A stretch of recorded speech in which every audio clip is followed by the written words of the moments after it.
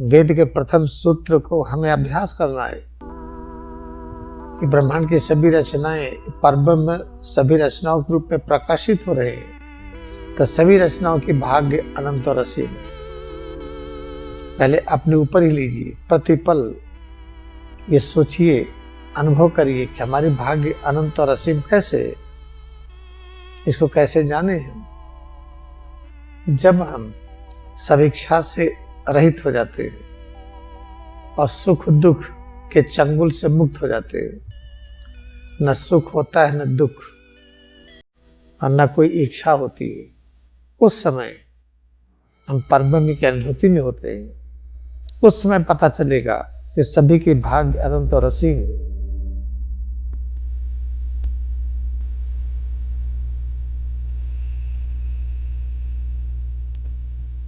आइए हम लोग फिर से इस विचार को पकड़ें और बार बार दोहराएं, रिपीट करें कि हम सबकी भाग्य बहुत अच्छी है। पृथ्वी पर जितने भी मानव हैं, सभी की भाग्य बहुत अच्छी है। तो प्रश्न उठता है, कोई गरीब है बहुत, कोई बहुत धनी है, तो गरीब की भाग्य कैसे अच्छी है?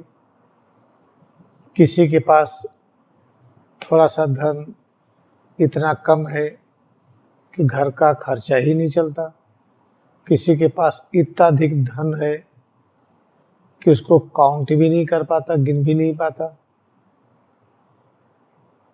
तो ये कैसे मान लिया जाए कि जो गरीब है और जो बहुत धनी है, दोनों की भाग्य अनंत और असीम? उसको इस तरह से समझ पाएंगे। क्रिया योग ध्यान करने से ये पता चलता है कि सभी की भाग्य अनंत और असीम है।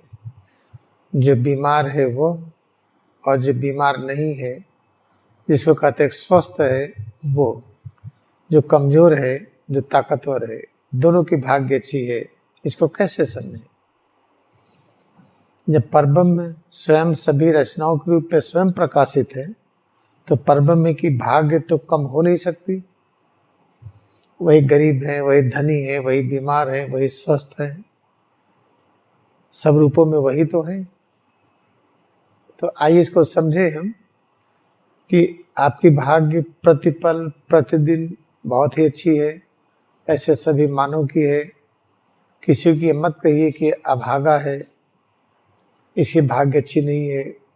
किसी के मत कहिए कि ये अपने बुरे कर्मों को भुगत रहा है, इसने गलती किया था इसलिए इसको ये कष्ट है, ये दंड है। ये सब कहना बंद करिए, क्योंकि ये सब जब कहेंगे तो वेद का जो प्रथम सूत्र है, उस सूत्र के विपरीत हम काम कर रहे हैं।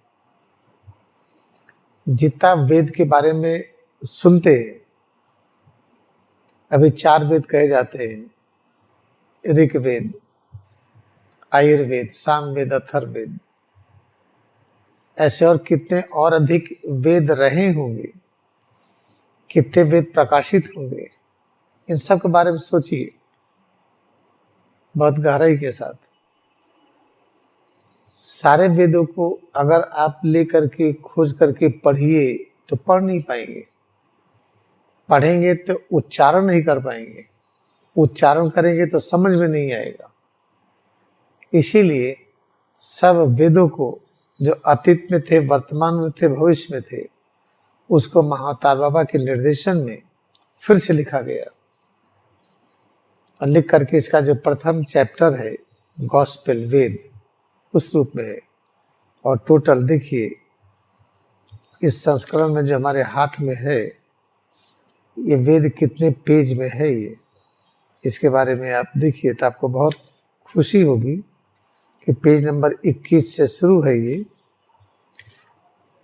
और पेज नंबर 43 तक है। मतलब 21 से शुरू है, 43 तक है।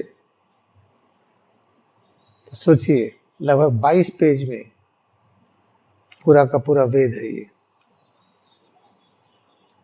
तो वेद के प्रथम सूत्र के अनुसार जब हम अपना आचरण करते हैं, वेद के प्रथम सूत्र में क्या लिखा है पूरे ब्रह्मांड में जितनी रचनाएं हैं, चाहे मच्छर हो, मक्खी हो, कीट पतंग हो, जानवर हो, हम लोग हैं, या कोई अन्य रचनाएं जैसे ऊर्जा की तरंगे हैं और परमाणु हैं, ये परब्रह्म स्वयं सभी रचनाओं के रूप में प्रकाशित है। और परब्रह्म की भाग्य कौन बता सकता है? अनंत और असीम है। इससे प्रत्येक रचनाओं की भाग्य अनंत और असीम है। जब ये स्वीकार करते हैं तभी हम क्रिया योग कर पाएंगे।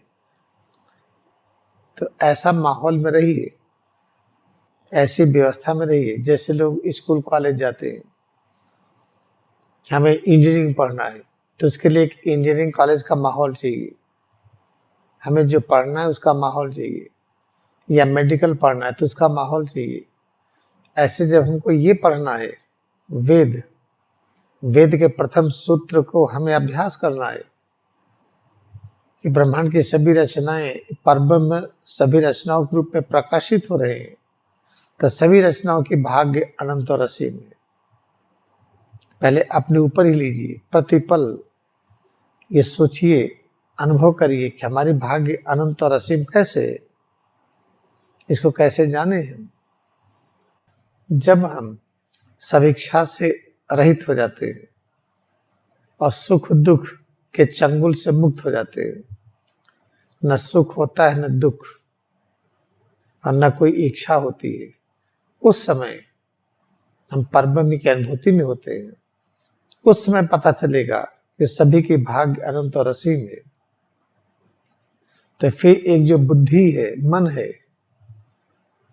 जो एक गलत शिक्षक के रूप में विद्यमान है, तो बुद्धि मन समझाता है जब कोई इच्छा ही नहीं होगी तो हम काम ही नहीं करेंगे।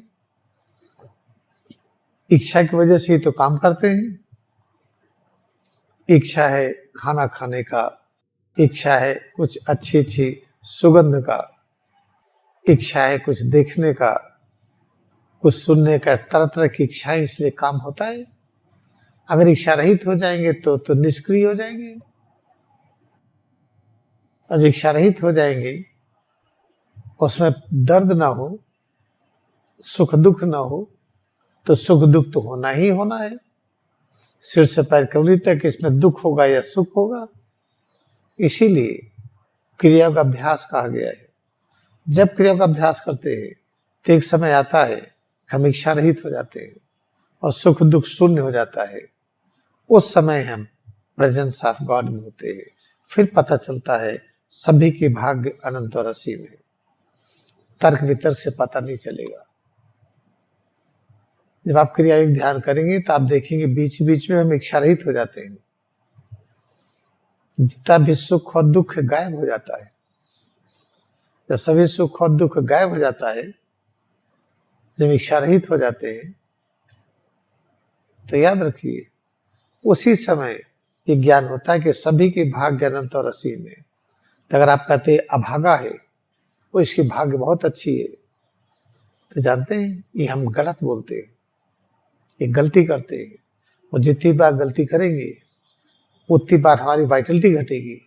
हम गलती इतनी अधिक कर देते हैं, गलती करने के बाद उसका आउटकम क्या होता है, परिणाम क्या होता है, वाइटलिटी इतनी घट जाती है, फिर ये पैर चल नहीं पाते हैं, हाथ काम नहीं कर पाते हैं, आंखें देख नहीं पाती हैं, कान सुन नहीं पाता है, भूख प्यास डिस्टर्ब हो जाती है, सारे अंग चरमरा जाते हैं।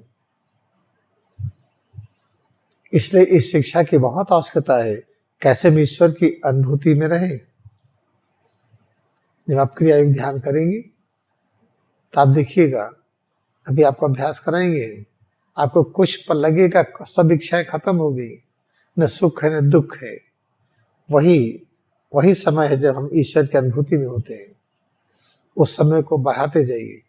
अभी 5 मिनट हुआ, 2 मिनट हुआ, अभ्यास करते करते ये समय 5 मिनट होगा, फिर 10 मिनट होगा, पता चला 1 घंटा होगा, कई घंटा होगा। अभ्यास करते करते 24 घंटा हो गया। जब 24 घंटा हम ईश्वर की अनुभूति में हो गए, जब आप चलेंगे तो लगेगा प्रभु चल रहे हैं। हाथों से काम करेंगे तो भगवान काम कर रहे हैं, देखेंगे तो भगवान देख रहे हैं, सुनेंगे तो भगवान सुन रहे हैं, संपूर्ण क्रियाकलाप लगेगा अब तो प्रभु कर रहे हैं। तो कितना अच्छा विज्ञान है ये क्रिया योग।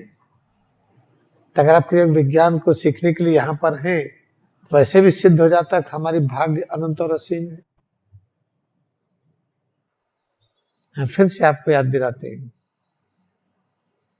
जिसको ये सचमुच में इच्छा है कि परब्रह्म की अनुभूति में बना रहे, वो जब परब्रह्म की अनुभूति में रहेगा तो उसमें इच्छा रहित हो जाता है, वो सुख दुख से परे हो जाता है।